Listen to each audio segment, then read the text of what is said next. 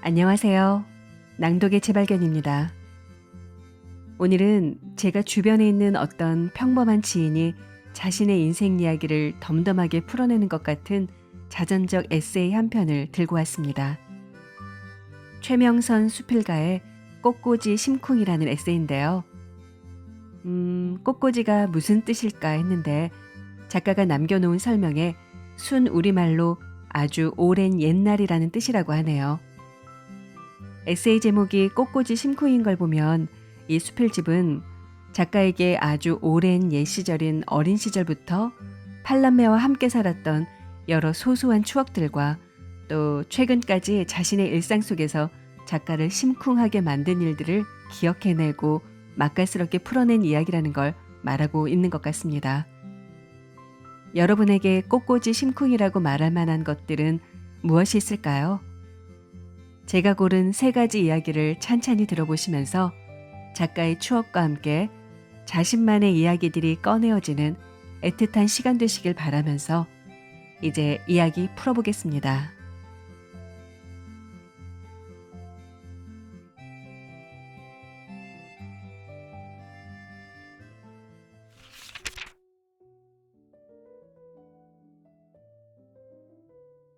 꽃꽂이.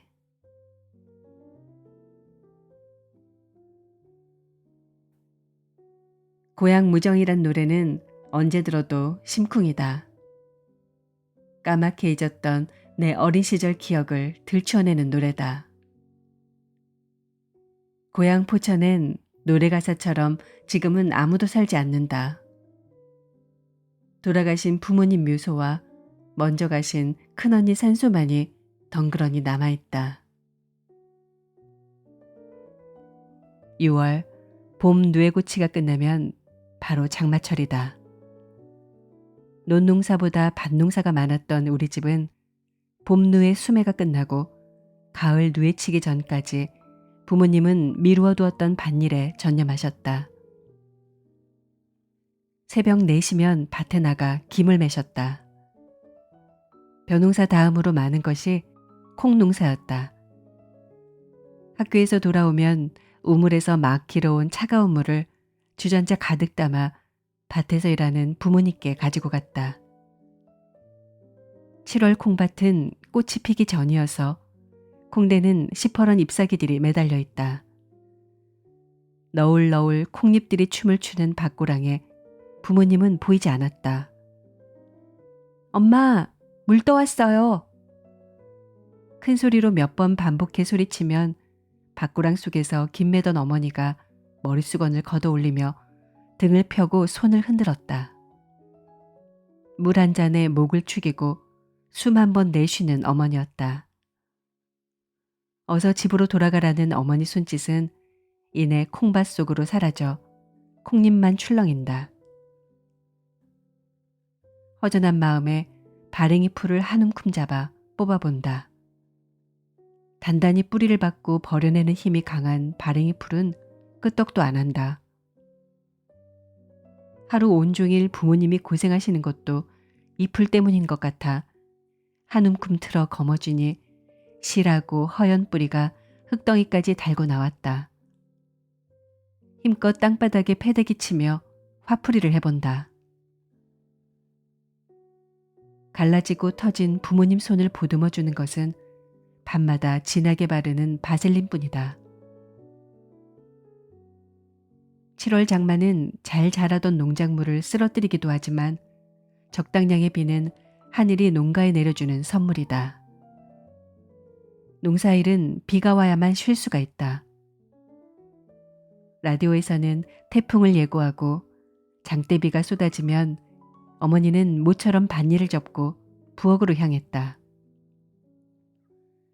광목 앞치마를 두르고 머리에 수건을 쓰고는 이동 화덕에 불을 붙였다. 가마솥 뚜껑을 뒤집어 불 위에 올려놓고 포천 장날 사다 놓은 미제 깡통에 든 돼지 비계 기름을 한 주걱 푹 떠서 솥뚜껑에 둘렸다. 텃밭에서 막 뜯은 부추, 호박에 매콤한 고추를 송송 썰어 넣고 빈대떡을 부쳤다. 비 오는 날 돼지 비계 냄새는 멀리도 퍼진다. 동네 어귀에서 뛰놀던 우리도, 같이 놀던 강아지 메리도 코를 벌른거리며 껑충거렸다. 모처럼 맞는 기름 냄새에 아버지는 입가에 군침을 삼키며 심부름을 시킨다. 새마을 전방 가서 막걸리 한 대 받아오너라. 막걸리 한 주전자를 받아들고서는 누가 뒤에 오나 안 오나 뒤를 한번 확인하고는 얼른 주전자 꼭지에 입을 대고 한 모금을 들이켰다. 시큼털털한 이 맛이 우리 아버지를 다른 분으로 만들어 주었다. 말씀이 없어 더 무서운 우리 아버지다. 막걸리는 아버지를 말캉하게 만들어 놓는다. 야들아, 다 모여라. 노래자랑 시간이다. 빈대떡 한 조각에 막걸리 한 잔. 아버지는 모처럼 어깨를 들썩이며 노래를 불렀다. 아버지가 한 소절을 부르고 딸들이 다시 입을 모아 함께 부르는 노래, 고향 무정이다. 구름도 울고 넘는 저 산 아래 그 옛날 내가 살던 고향이 있었건만 지금은 어느 누가 살고 있는지 산골짜겐 물이 마르고 기름진 문답 옥답 잡초에 묻혀있네. 이북에서 교편을 잡다 월남한 아버지는 남한 생활이 늘 곤궁하다. 도시를 떠돌다 얻은 병으로 찾아온 이곳 포천은 아버지의 두 번째 고향이다. 오늘만큼은 처음 떠나온 고향 함흥 땅을 더 그리워하신다. 합창이 끝나면 아버지는 딸들을 순서대로 세워놓고 돌아가며 한 명씩 노래를 시켰다. 서울로 간 언니들이 고향집에 다니러 왔을 때도 노래자랑은 늘 하는 우리 집 연례 행사다. 딸들 장기자랑이 끝나면 술에 약한 아버지는 취중에 노래를 부른다. 타양살이 몇 해던가 손꼽아 헤어보니 고향 떠난 10여 년에 청춘만 늙고 부평 같은 내 신세가 혼자도 기막혀서. 이 대목에서는 언제나 목이 메어 노래를 마무리하지 못하는 아버지다. 이럴 때면 부엌에서 빈대떡을 열심히 부쳐 나르던 어머니가 큰 소리로 호통치며 나선다. 주책 떨지 말고 들어가 주무시오. 하얗게 눈을 흘기는 어머니도 타양살이 노래 앞에는 늘 목소리가 젖어 감긴 듯 끊어진다.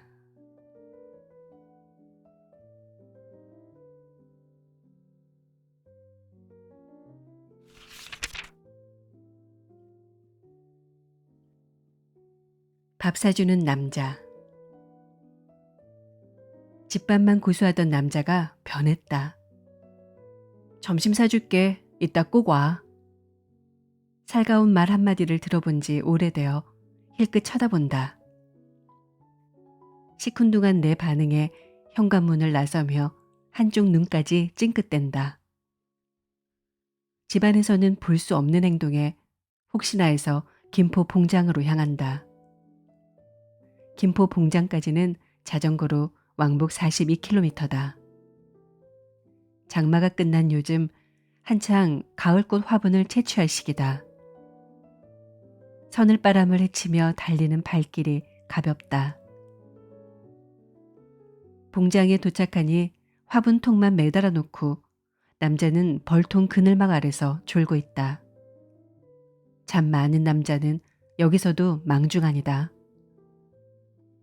하늘을 바라보니 머리 위에 무언가 잔뜩 날고 있다. 다가가 보니 우리 벌들이다. 집이 좁아 가출을 시도했나 보다. 여왕벌을 따라 집 나간 벌들은 빨리 데리고 와야 한다. 남자는 요즘 한창 봉장 근처에서 맛집 순례 중이다. 오늘은 순댓국, 내일은 돈까츠. 혼밥을 먹는 게 불편한지 자꾸 불러댄다.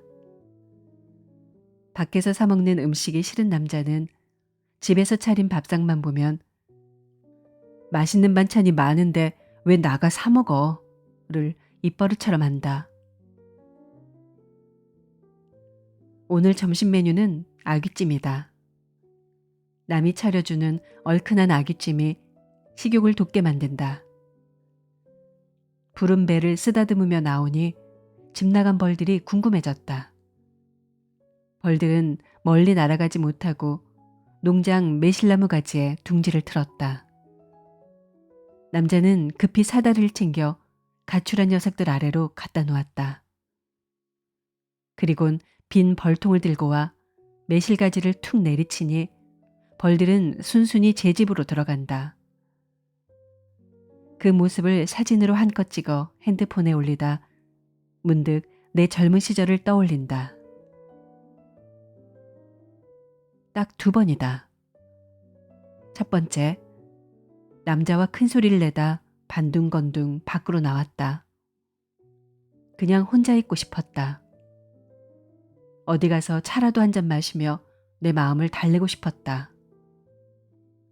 마당에서 뛰놀던 새 아이들이 남벌 차림을 한 내 모습을 보더니 줄줄이 따라 나선다. 따라오지 마. 엄마 금방 갔다 올게. 아이들을 달래도 막무가내다. 두 딸은 맨발로 따라 나서고 아들은 운동화와 슬리퍼 짝짝이 신발을 걸치고 내 손을 꼭 감아준다. 몇 발자국 뛰어보지도 못한 첫 시도다. 2번째, 식탁에 둘러앉아 막 수저를 들려던 참이다. 제주에서 사온 옥돔 한 마리가 발단이다. 나는 아이들과 함께 먹으려 심심하게 졸였다. 남자는 튀김을 먹고 싶었는지 튀기지 않고 졸였다고 언성을 높인다. 여줄가리 답하는 내 대거리에 남자가 뼛성을 내며 밥상을 탁 내리친다. 바다를 휘젓던 옥돔은 말 한마디도 못하고 바닥으로 나뒹군다. 순간 동그랗게 커진 눈동자 6개가 움찔한다. 아이들 앞에서 열없어 뒤도 안 보고 밖으로 나왔다. 이런 남자를 왜 선택했을까? 쓰나미처럼 몰려오는 후회다. 겉옷을 뒤적이니 주머니 안쪽에 10,000원짜리 지폐 한 장이 들어있다. 아파트 단지를 벗어나 한참을 걸었다. 새로 생긴 찻집이 눈에 들어온다.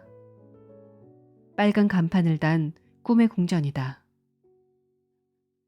제스민 차 한 잔을 주문했다. 실내에서는 처녀 시절 좋아하던 팝송 어느 소녀에게 바친 노래가 흘러나온다. 음악을 들으니 슬픈 감정이 목까지 차온다. 그대로 탁자에 엎드렸다. 얼마나 울었을까. 음악은 복받치는 내 감정을 다 녹아버리게 만들었고 끊어질 듯 이어지는 음악 소리는 울음주머니를 다 꺼내 털어낸다. 퉁퉁 부은 얼굴로 식은 찻잔을 바라본다. 커피잔 속에 아이들 얼굴이 파득하다. 대낮부터 혼자 차를 시켜놓고 엎드려 있는 손님이 궁금했는지 연신 종업원들이 주변을 서성인다. 집 근처 공원으로 접어들었다. 어디서 나타났는지 6살 아들이 불쑥 달려와 안긴다. 어디 갔다 왔냐며 작은 주먹으로 휘두르며 울먹인다. 엄마 찾기 전에는 집에 들어오지 말라던 남자의 험악한 표정에 아이들은 입안에 넣었던 밥도 못 씹고 밖으로 나왔다 했다. 큰딸은 초등학교 방향으로, 작은 딸은 길 건너 슈퍼 쪽으로 새 아이가 나를 찾아 헤매고 다닌 모양이다. 눈물이 말라붙어 꼬질꼬질한 아이들 얼굴을 손수건으로 닦아주며 내 자신이 똥주머니가 된 것 같아 미안해를 연발하던 39 즈음이다. 자전거를 타고 혼자 집으로 되돌아오는 길. 아라뱃길 강물이 오늘따라 더 찰랑이며 반짝인다. 내 삶도 밥 사주는 남자 삶도 강물처럼 흘렀다. 남자의 뚝별나던 성질도 38년이 지나니 슬거워졌다. 남자의 큰 소리에 울기만 하던 여자는 눈물이 마르니 목소리는 점점 커진다. 남자가 한마디 하면 두 마디로 야근밖에 받아친다. 구름 한 점 없는 주말 오후, 아라뱃길 자전거 도로엔 색소폰 소리, 장구 소리, 줄지어 달리는 자전거 바퀴 소리. 이것들은 다 살아있음을 알리는 소리들이다. 결결이 소리치며 싸우던 일도, 서운한 마음도 모두가 혈기 넘치던 날이었기에 가능한 일들이었다. 올봄 석 달을 무릎 통증으로 걷지 못했다.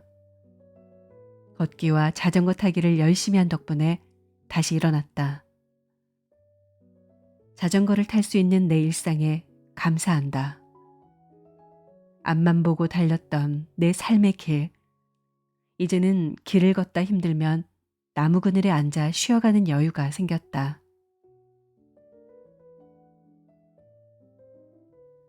늙어가는 것이 다 나쁜 것만은 아니다. 하늘과 강물을 바라보며 한 줄 감상을 쓸 수 있는 지금 이 시간이 마냥 소중하다. 아라뱃길. 이곳은 내 중년의 정원길이기도 하다. 이곳에서 많은 퇴행성 관절도 코로나도 모두 잊는다. 안전모를 쓰고 페달을 밟으며 일상 속으로 길을 나선다. 밥 사주는 늙은 남자와 재회를 위하여 부지런히 다시 달린다.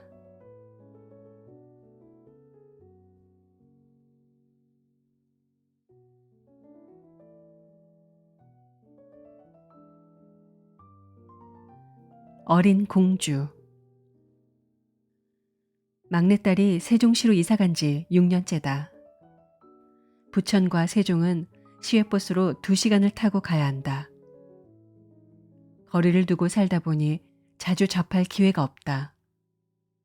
출장 잦은 사위 직업상 딸이 혼자 아이를 키우다시피 했다. 딸은 제 아이를 키우며 필요했던지 유치원 교사 자격증을 준비 중이다. 실습 기간만 손녀를 돌봐주기로 했다. 곁에서 지켜본 딸의 일상은 따끈하다. 카푸치노 맛 같은 부드러운 목소리를 낸다. 60년 살면서 나는 한 번도 실행해보지 못한 일을 딸은 실천 중이다. 아이를 위해서라면 제 한 몸 다 바칠 태세다. 손녀도 마찬가지다. 매일 마주하던 엄마와 떨어지는 몇 시간이 아쉬워 집에 들어서기 무섭게 어미볼에 뽀뽀를 한다. 엄마 보고 싶었죠. 고사리 같은 손을 뻗어 엄마 머리칼을 쓸어내리며 혀 짧은 소리를 낸다. 와라 끌어안고 쪽쪽쪽. 내 딸도 아이와 사랑을 확인 중이다. 그 모습이 좋아 보이면서도 유난스러워 한마디 건넸다. 나한테는 안 하니? 엄만 우릴 그렇게 안 키웠잖아요. 볼멘 소리다. 어른 앞에서 제 자식에게 애정 표현을 맘대로 할 수 없었던 시대 탓도 해본다. 내 집 마련이 우선이었다. 시부모님께 아이 셋을 맡긴 죄로 시댁에 가는 날은 늘 쌓인 일거리가 나를 기다렸다. 일주일간 밀린 청소와 빨래를 하다 보면 하루해가 짧다. 아이들은 일주일 내내 기다린 엄마와 하룻밤 곁에 누워 팔베개하고 자보는 것이 꿈이다. 모든 것이 아쉽기만 하던 시절이다.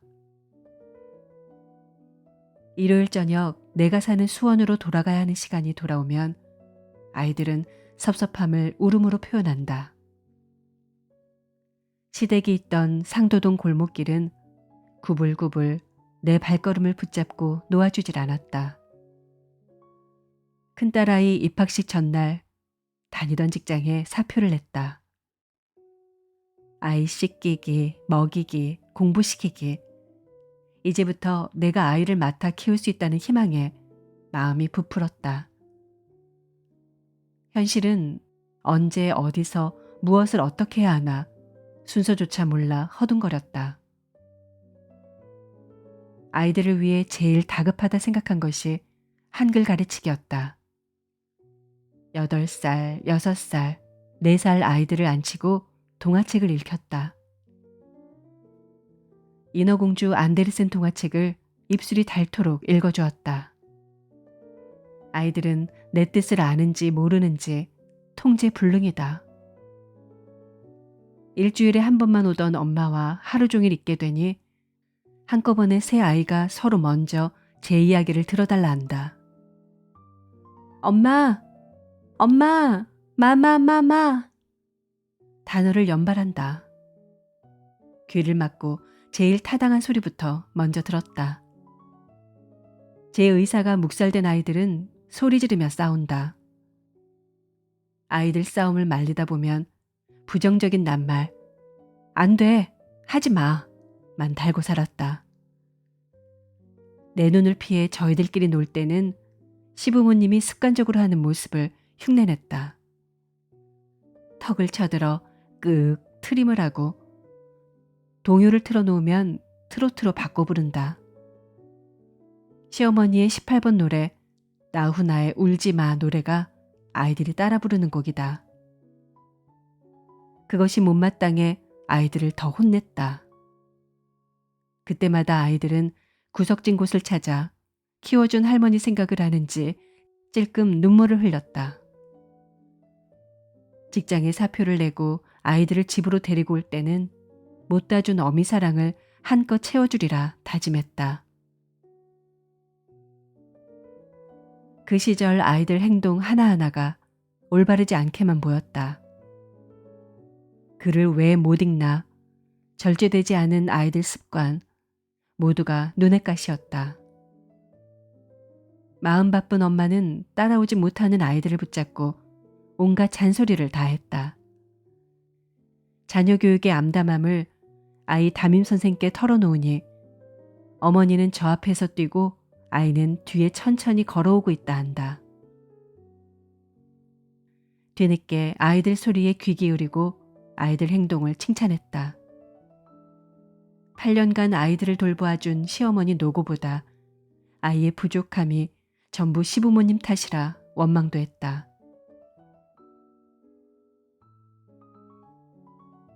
이북 피난민이었던 친정어머니는 고달픈 생활만큼이나 투박하고 거친 말을 잘 쓰셨다.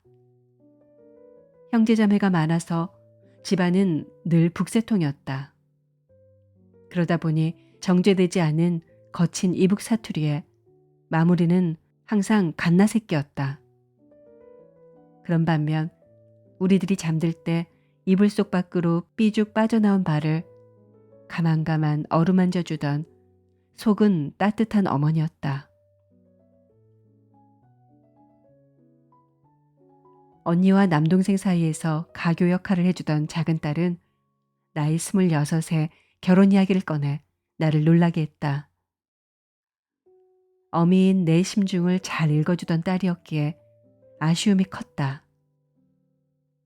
캠퍼스 커플로 복학을 한 왕자가 나타나 일찌감치 왕비가 되어버렸다. 어릴 적 엄마 손길을 한 번이라도 더 받고 싶어 내 곁을 맴돌던 아이다. 눈치 빠르고 속 깊은 아이라고만 생각했다. 딸과 손녀와의 대화를 들으며 지난 날을 회상해 본다. 바쁜 직장 탓도 있었지만 살가운 사랑 표현 방식에 익숙하지 않은 내 성격도 있다. 10명 식솔 위에 전쟁 치르듯 살다 가신 친정어머니의 투박하고 거친 말투가 싫었던 내가 언제부턴가 내 어머니를 꼭 닮아 있다. 뜨고 하셨대요. 고맙답니다. 손녀 소윤의 혀짧은 소리를 흉내내어보다 혼자 피식 웃는다. 내 안 깊숙한 곳에도 어머니 손길을 듬뿍 받고 싶었던 어린 공주가 들어있었다.